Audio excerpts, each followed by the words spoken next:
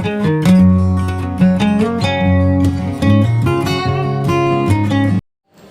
शांति बच्चों, हिंदी की कक्षा में आपका फिर से स्वागत है। तो बच्चों, आज हिंदी शाला में हम आपको सिखाएंगे नई कहानी। कहानी का नाम है अधिक बलवान कौन। तो बच्चों, ये कहानी है एक सूरज और हवा के बीच एक प्रतियोगिता की। तो देखते हैं आगे की कहानी, क्या है ये प्रतियोगिता और क्या होता है इसका परिणाम। एक बार हवा और सूरज में बहस छिड़ गई। हवा ने सूरज से कहा, मैं तुमसे अधिक बलवान हूँ। सूरज ने हवा से कहा, नहीं हवा बहन, मैं तुमसे अधिक बलवान हूँ। दोनों इसी प्रकार बहुत देर तक बहस करते रहे। इतने में हवा की नज़र वहाँ से गुजरते एक आदमी पर पड़ती है। हवा ने कहा, सूरज भाई, इस प्रकार बहस करने से कोई फ़ायदा नहीं है। ऐसा करते हैं, हम एक प्रतियोगिता करते हैं। जो इस गुजरते हुए आदमी के कपड़े उतरवा देगा वही अधिक बलवान है। यह सुनकर सूरज मान गया। सूरज ने कहा, ठीक है हवा बहन, पहले तुम प्रयास करो। हवा ने कहा, ठीक है, और हवा ने अपनी ताकत दिखाना शुरू किया।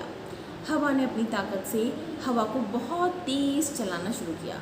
हवा उड़ती रही, चलती रही, हवा का वेग बढ़ता गया और धीरे धीरे आदमी ने देखा कि ये कैसी हवा चल रही है, अचानक इतनी तेज़ हो गई। और उसने अपने कपड़ों को कस के लपेट लिया, कसकर पकड़ लिया।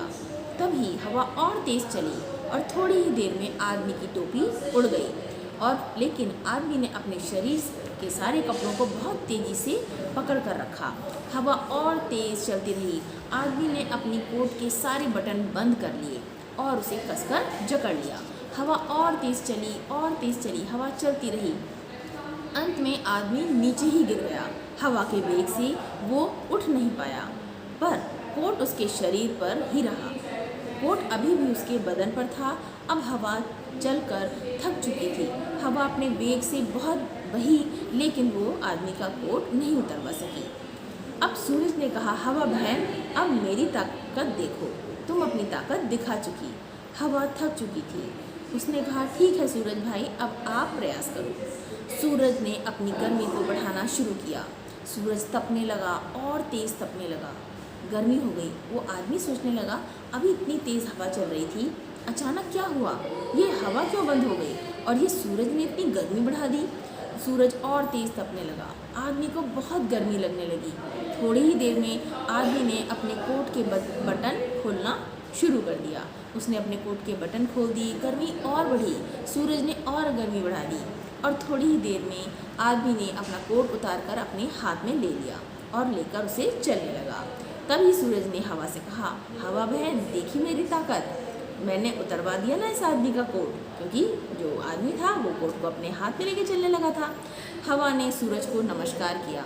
हाँ सूरज भाई, मैं मान गई तुम्हारी ताकत को, तुम सबसे अधिक शक्तिशाली हो।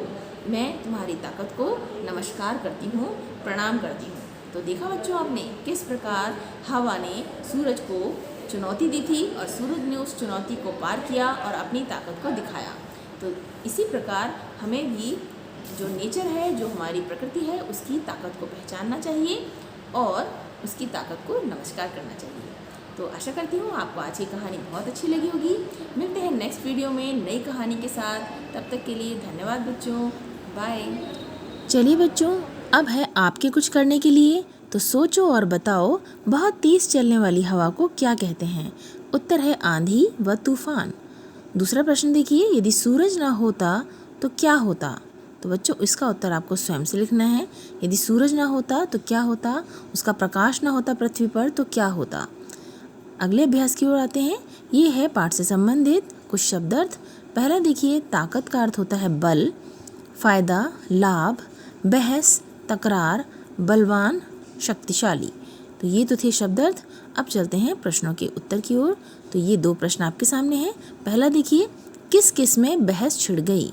उत्तर है हवा और सूरज में बहस छिड़ गई।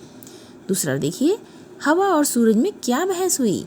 उत्तर है हवा और सूरज में अपने आप को शक्तिशाली साबित करने की बहस हुई। तो बच्चों, ये तो थे कुछ प्रश्नों के उत्तर। अब एक प्रश्न आपके लिए है जिसका उत्तर आपको स्वयं से देना है। तो प्रश्न आपके सामने है, हवा की नज़र किस पर पड़ी? बच्चों, आपने वीडियो को बहुत ध्यान से देखा है, तो इसका उत्तर आप बहुत आसानी से दे सकते हैं। हवा जब ऊपर थी तो उसने नीचे किसको देखा? अब आते हैं हिंदी सामान्य ज्ञान की ओर। तो पहला प्रश्न है, सूरज की किरणों को धरती तक पहुंचने में कितना समय लगता है? तो इसका उत्तर है लगभग 8.3 मिनट का समय लगता है। दूसरा प्रश्न देखिए, सूर्य से पृथ्वी की औसत दूरी कितनी है? तो इसका उत्तर है लगभग 15 करोड़ किलोमीटर हमारी पृथ्वी सूर्य से दूर है। अब आता है तीसरा प्रश्न। तो तीसरे प्रश्न का उत्तर आपको बताना है, बादल धरती से कितनी ऊंचाई पर होते हैं? तो इसका उत्तर हम बता देते हैं, लगभग 2000 फीट की ऊंचाई पर बादल पृथ्वी से दूर होते हैं, इतनी ऊंचाई पर वो धरती से तैरते हैं। तो बच्चों, ये तो थी सामान्य ज्ञान के कुछ प्रश्न जिनको आपको याद करना है और अपनी अभ्यास पुस्तिका में लिखना है। धन्यवाद बच्चों।